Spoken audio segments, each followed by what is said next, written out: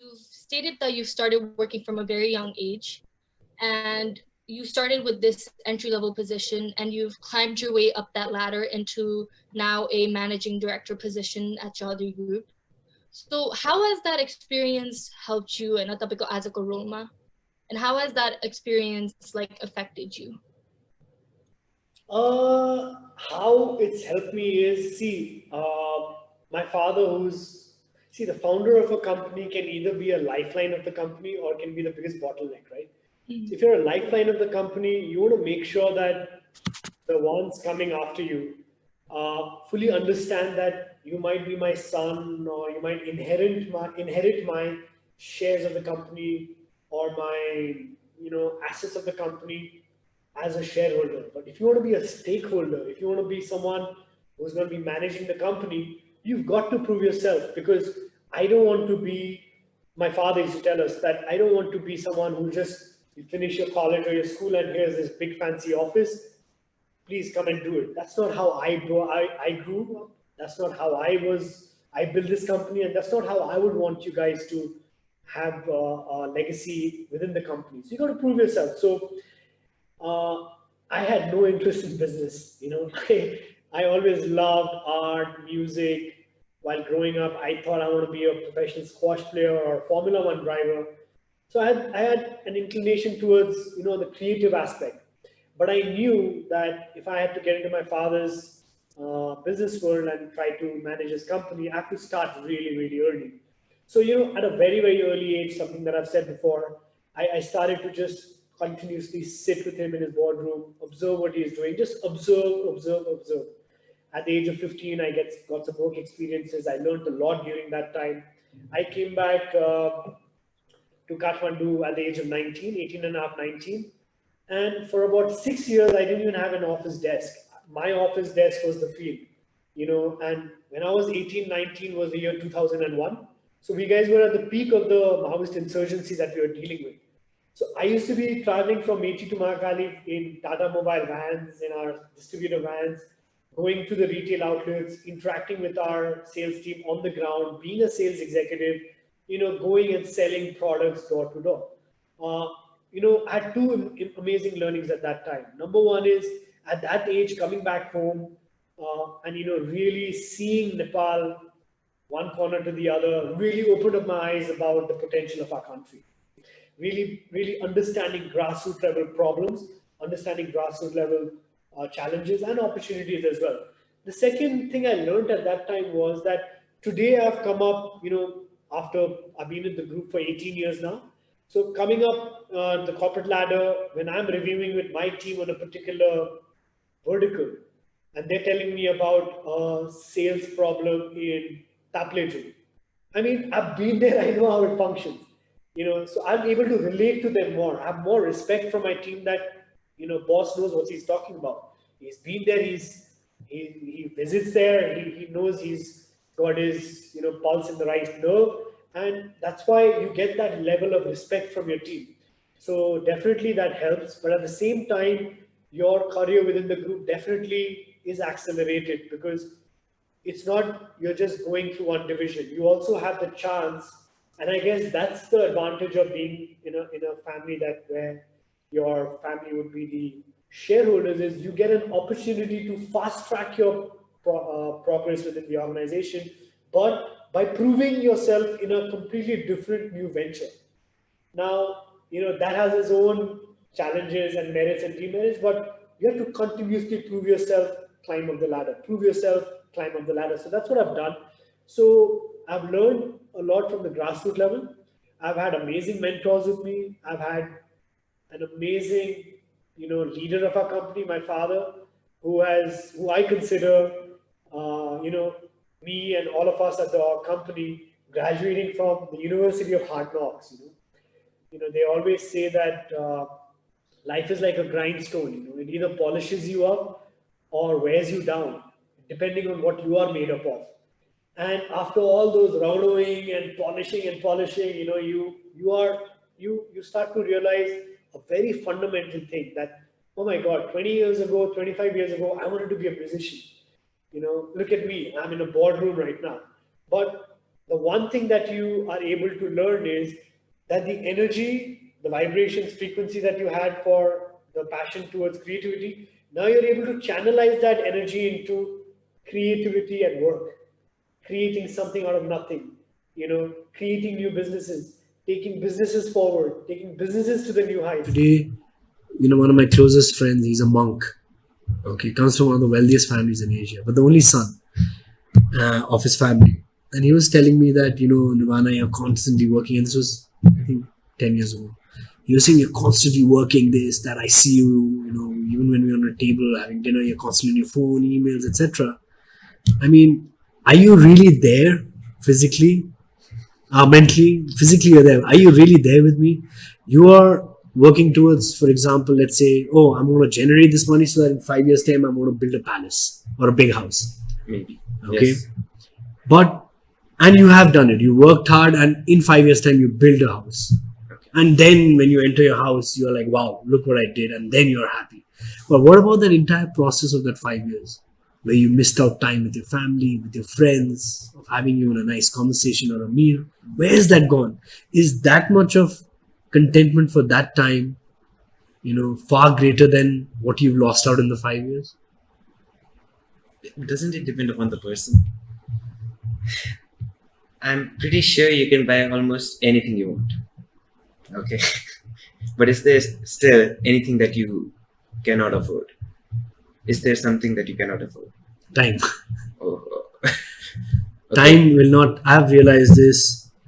The time I give for a particular event, particular business deal, particular, for anything. And I regret doing that, or I regret doing, it's been a waste, etc. And I've not learned anything from it. I cannot get that back. Money is something which comes and goes. Money is something which you are able to fulfill some of your material wishes, right? But there are a lot of things. The day you realize there are a lot of things which money cannot really buy, is the day you are as an individual really, I think, have become far more spiritual and start understanding what life is all about. Okay. Not everything can be But bought for money. Here's the thing: you come from a very long line of businessmen, and your grandfather started the company, and your father has taken it to a different height, and now you've made it your goal to make Chaudhary Group into a global force. So, but here's the thing: like, if you had the choice of being in any other position, what role and field do you see yourself in, and why? Christina, I always used to tell this to my friends that, when my father made it to the Forbes billionaire list, I always just tell my friends that, my dream is not going to be to make $1 billion, but it's going to be to touch 1 billion hearts. I really enjoy touching people's lives, whether it's through our products and services through our company or through the work that we are doing through our foundation. And like I said, when you've gone to the grassroots level and understood that there's so much that needs to be done in our country, but again, that requires not only your time, it requires resources.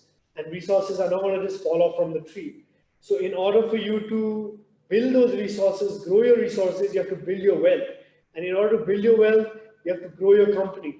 And in order to grow your company, you have to passionately work towards it. So, all these things are interconnected. Okay? So I enjoy working in my company and getting involved in new businesses, current businesses, because I'm driven with the fact that I'm working for something. I'm working to give back and create a change in our organization, in our country, through our change in our organization. But, I think 5 years ago, I again picked up my guitar. 5 years ago, I again started to do a little bit of art. 5 years ago, I again started picking up my squash racket. So I started doing that because I understood the concept of the marble in a jar. That instead of me running around everywhere, work on the things that matter, prioritize it, which are non-negotiable. Family time, your hobbies, your work, your philanthropic activities, your role in the civil society, in different organizations. Prioritize it everywhere, time management is so important. Once you're able to do that, just go with the flow. There's a lot of ideas. You don't only have to come up fresh, but a lot of ideas you can pick up that has worked regionally that can be localized and done in Nepal. Number one. Number two, why does today there is nothing known as boundaries? Okay? हजुर The founder of WhatsApp was a janitor in, working somewhere who came up with WhatsApp, which is a global product. So what stops us from coming out with a global product from Nepal? The only hindrance is our mind. Okay? There are no more boundaries. So opportunities exist over there. Currently, I still tell a lot of friends, a lot of youth who come to me saying, what do? We have this idea, that idea. I keep telling them, listen, don't just jump into an idea which you might have fresh. You just come out of college, get some work experience. Someone else is investing in a company, in a particular enterprise, learn over there. Learn at someone else's mistake or learn at someone else's expense. Use that opportunity. Number two, make sure that you are always collaborating and meeting with like-minded people who share the same vision and idea. Okay? Number three, think big, start small. Once you have developed and once you've got even a short track record, credibility, trust me, capital is going to chase you. There are enough people wanting to put money behind successful ideas and programs. So you need to do that, is what I keep telling people. So what have been some of your challenges and setbacks in a topical career, Ma? And how have you overcame them? I'm one of my closest friends is this really big Bollywood actor. And what he told me, he's like, bro, it took me 25 years to be an overnight success, and when I was telling him, what does that mean? He said, listen, when you're given 30 minutes to cut a tree with an axe, you spend 25 minutes just ensuring that the axe is just so sharp and spend 5 minutes cutting it. So such is life, you only sometimes see the successes, all of that, but trust me, there's no shortcut to hard work. There is no shortcut and there's no other way than honestly doing your work. You have to work smart, but you have to be honest about what you are doing. You have to have a goal. You cannot be shooting arrows in the dark. I have had ups and downs. You look at when you go to the hospital, you see an ECG machine, right? If the ECG machine is flat, then you're dead. So even the ECG machine has up and down. Such is your life. But you've always got to learn from your mistake. You've always got to see the upside. In order to enjoy the upside, you've got to be experiencing failures as well. But how you come out of that failures is the beauty of it. I definitely have tried doing so many things, maybe not being successful in some, learn from it. And that's how you grow in this journey of life. I mean, I've not shared this with anyone so far, but you're not going to believe, but in 2010, I was even getting to a point of being suicidal. I know that I was this close to becoming a monk for the rest of my life. So how you cannot go in a much more lower point than that. But then you have to look at the upside. You have to look at, in the process of counting the trees, you have to look at the forest. You have to start changing your perspective and your attitude into life. And you come out of it.